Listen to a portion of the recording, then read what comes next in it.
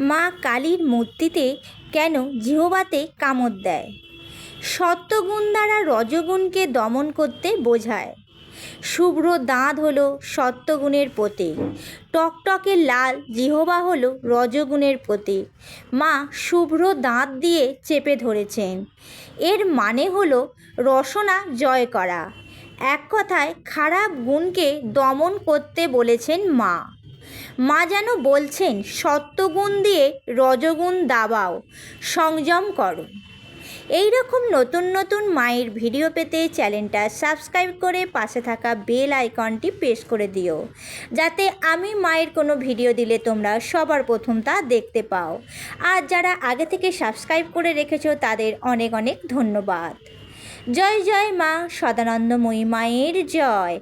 মা তুমি তোমার সকল ভক্ত সন্তানকে ভালো রেখো, সুস্থ রেখো।